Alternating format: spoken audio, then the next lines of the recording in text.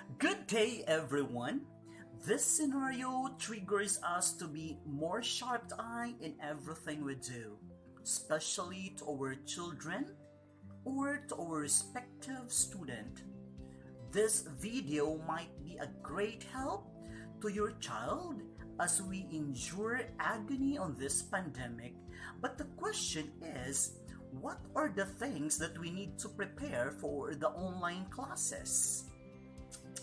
Ano nga ba ang mga dapat nating ihanda sa online lesson? Stay connected because I will give you tips na sana makatulong sa inyo.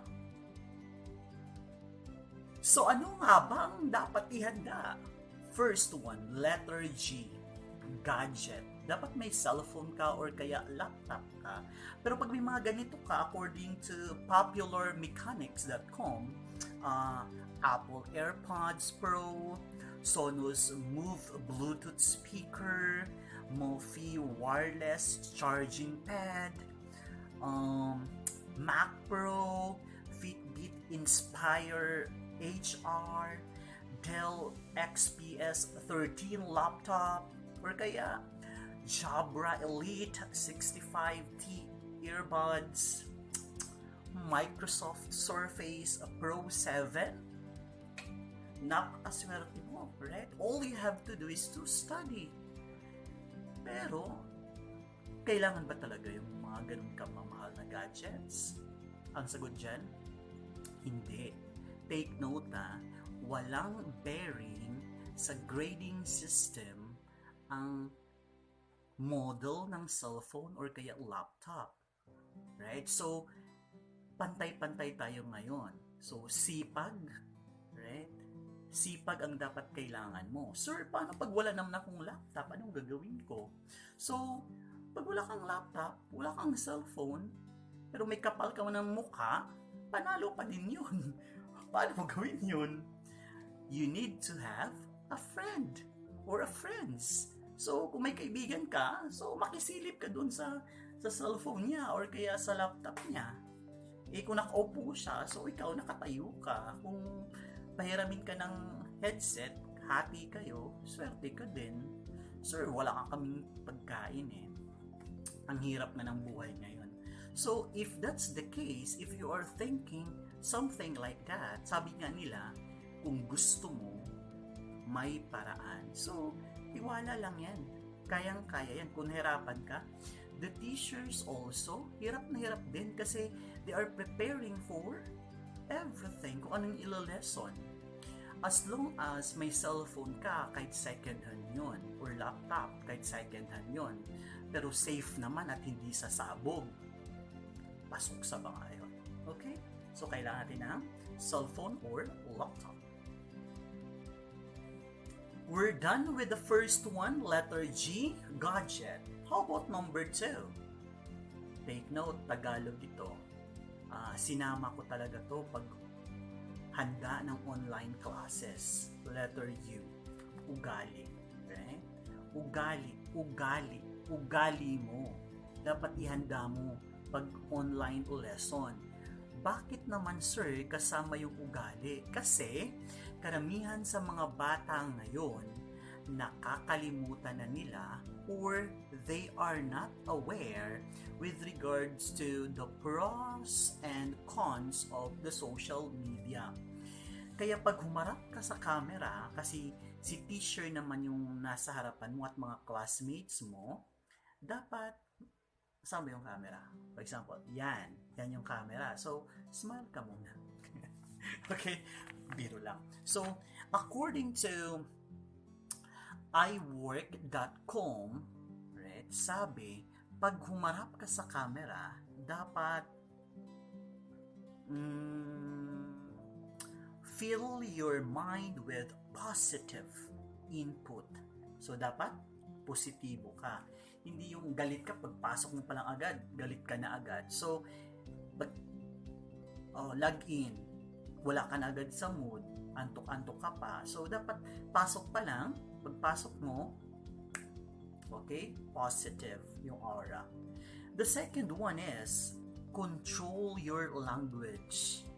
Yun yung sinasabi ko. Kasi minsan, pag may nasabi ka sa sobrang sanay ka na ganun sa word na ganyan, nakalimutan mo, naka-on pala yung mic mo, doon, hindi pala naka-off, tapos narinig ni teacher, ano na mangyayari?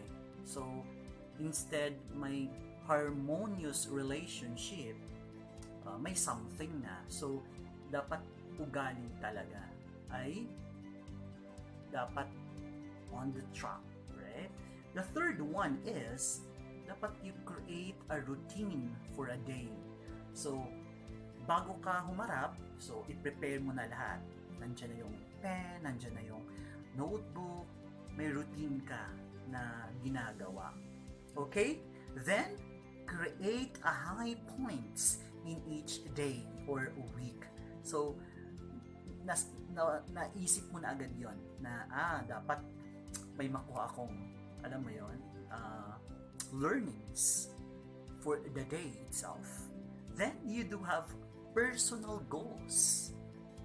And, stop complaining. Right? Huwag laging, wala na namang internet connection, ma'am. Kaya hindi ko po nakuha yung pinapagawa nyo. So, stop complaining again. The teachers are there for you. They are very accommodating. And, always curious and embrace for learning. So, laging ganon. Laging, you are very exciting in everyday lesson. Okay? So, ganito talaga wala ka nang magagawa. All we have to do is to adjust the things. So, una, gadgets. Second, ugali mo. The third one is, the next one is letter R. R stands for ready. So, dapat handa ka.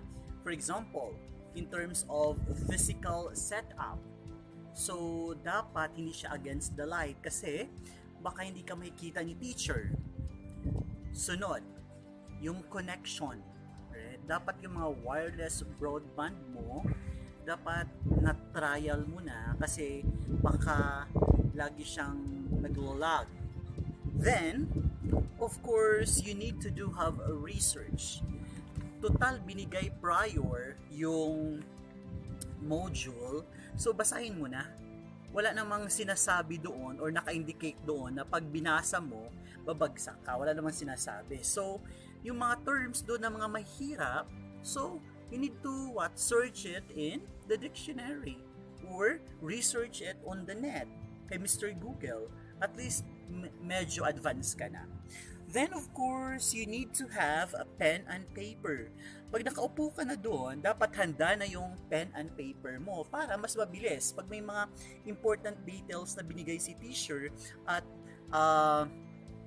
mostly, laging ganon.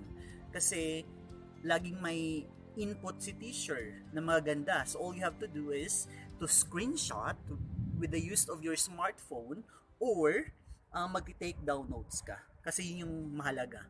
Lalo na pag online class. Pwede mo naman siyang balikan kasi naka-record na naman yung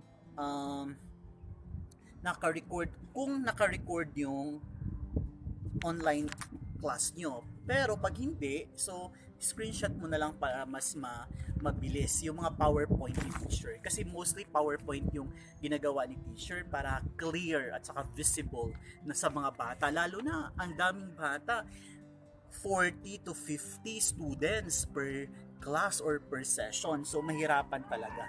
And of course, yung sarili mo, wag mainip kasi baka for next subject na, for example, third or fourth session na, mas malakas na yon. Hoy! Ingay ng mga aso. Pang fourth or pang fifth session na, baka gutom ka na, dapat binakahanda na din. Total, nasa bahay ka lang naman, so mas okay na yon. Okay, huwag kalimutan. So, yung physical setup, yung connection ng net mo, dapat mas malakas. Then you need to research it over. Your pen and paper must be there. And of course, yung sarili mo. Okay? At ang importante, you are on time. Letter O.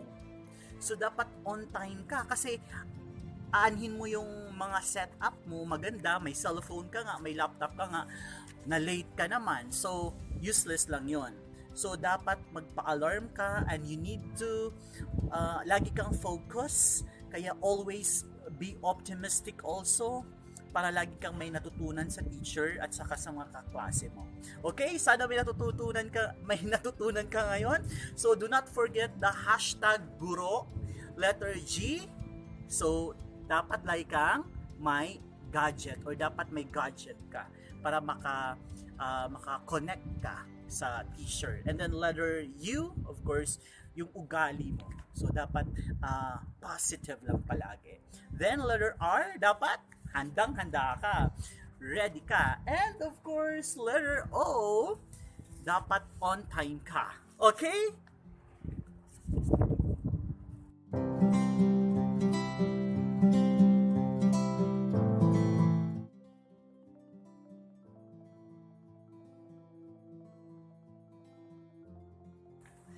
Hello! Welcome to Shoutout Sharing Board. Okay, so nagpa-shout out si Miss Hazel Nicor. Thank you for subscribing. Okay, then yung sa mga nag-share ng video, sila Ma'am Luz, sila Joey, Kenneth, at saka si Pearl. Ang ganda ng caption.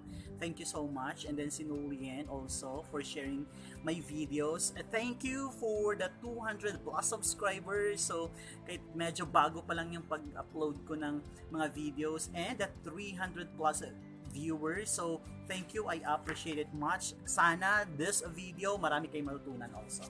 Okay? Thank you and God bless.